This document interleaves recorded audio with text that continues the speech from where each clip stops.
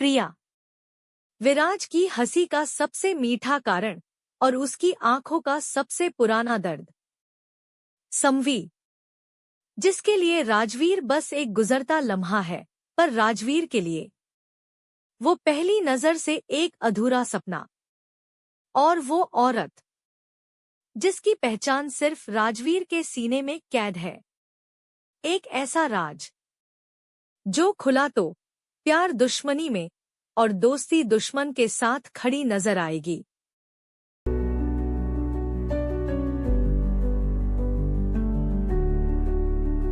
यह कहानी मेरी मौलिक ओरिजिनल रचना है। यह पात्र, घटनाएं और संवाद काल्पनिक हैं।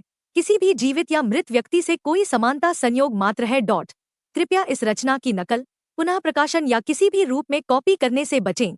यह कॉपीराइट अधिनियम के अंतर्गत संरक्षित है। यदि आप इसे कहीं साझा करना चाहते हैं तो मेरी अनुमति लेना अनिवार्य है।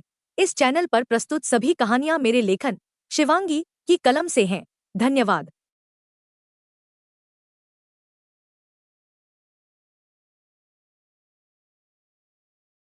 एक मुलाकात।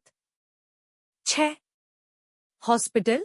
डॉक्टर वर्मा वहां से जा चुके थे। राजवीर अभी भी अपनी जगह पर बैठा कुछ सोच रहा था कि उसका फोन बजने लगा।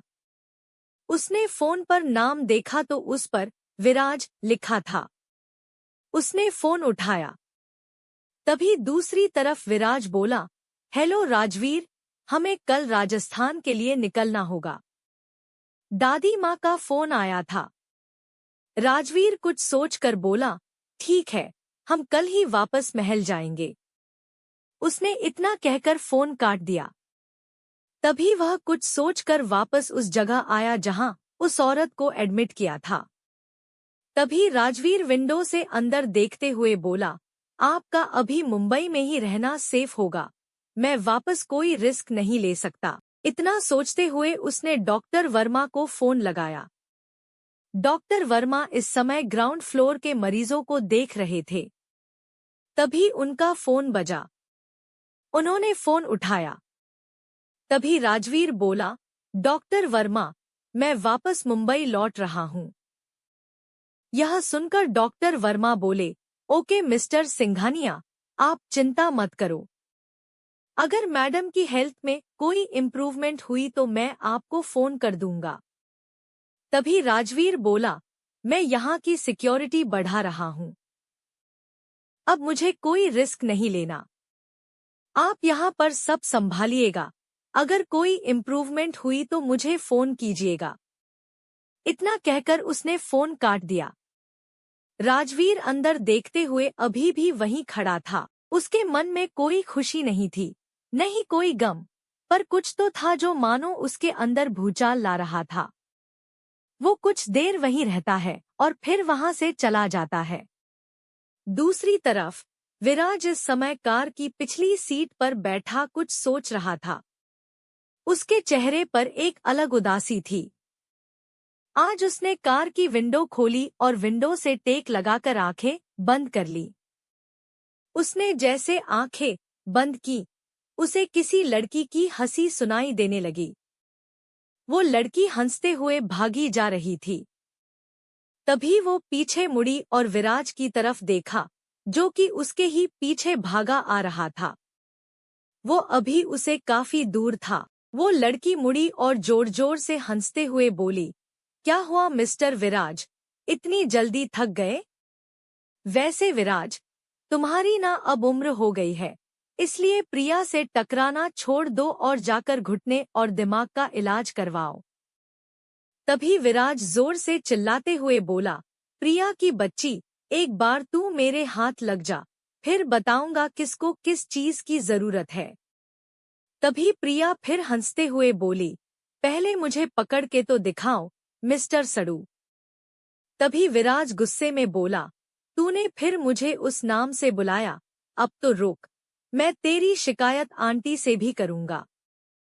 तभी प्रिया बोली, यह ठीक है, तुम्हारा हारने लगो तो आंटी से शिकायत करोगे। अगर दम है तो मुझे ऐसे पकड़ के दिखाओ, फिर होगी ना बात, वरना मैं भी तुम्हारी मोम से तुम्हारी शिकायत कर सकती हूँ। प्रिया बस बोले जा रही थी। उसका ध्यान इस पर नहीं था कि विराज बात के बहाने उसके कितना करीब आ गया था। तभी विराज बोला, वैसे क्या कहा था तूने? यह सुनकर प्रिया बोली, क्या? तभी उसे एहसास हुआ कि विराज उसके कितना क्लोज पहुंच गया है। वो वहां से दोबारा भाग पाती, उससे पहले ही विराज ने उसे पकड़ लिया। अब वो जोर जोर से हंसने लगा और बोला, अब तुम्हारा क्या होगा प्रिया मैडम? मुझे तंग करके भागी थी ना, मुझ पर पानी गिराया, मुझे सड़ू बोला। अब तू देख मैं तेरा क्या करता हूँ। आज तो मैं तुझे छोड़ूंगा नहीं, आज तो तू गई। इतना कहकर उसने उसे अपनी बाहों में उठा लिया।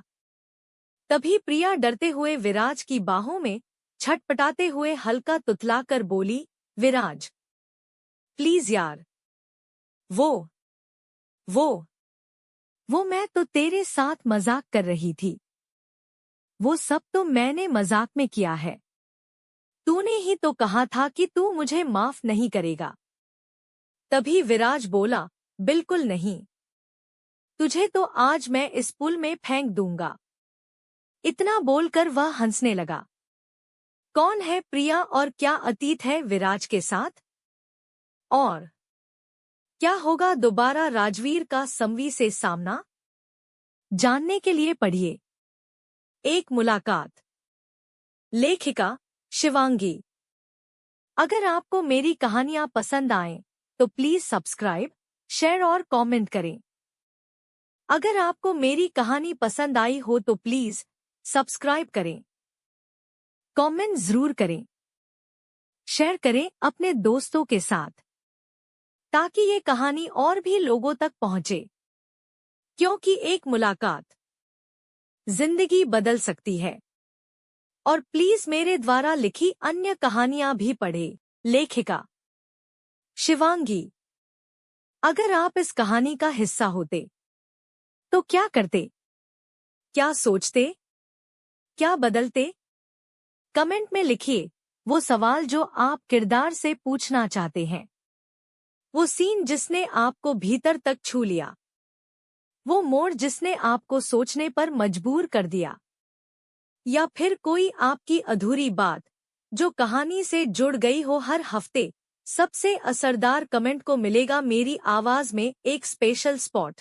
तो लिखिए दिल से, बांटिए अपने जज्बात, क्योंकि ये सिर्फ मेरी नहीं, हम सबकी कहानी है।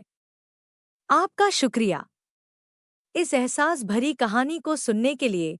अगर ये कहानी आपके दिल को छू गई हो तो लाइक जरूर करें, अपने जज्बात कमेंट में बांटें और चैनल को सब्सक्राइब करना न भूलें। पूरी कहानी पढ़ने के लिए प्रतिलिपि ऐप पर जाएं और मुझे फॉलो करें। शिवांगी विश्वकर्मा। फिर मिलेंगे एक नई मोहब्बत, एक नई मुलाकात के साथ। तब तक मोहब्बत को जिंदा रखिए। आपकी अपनी शिवांगी।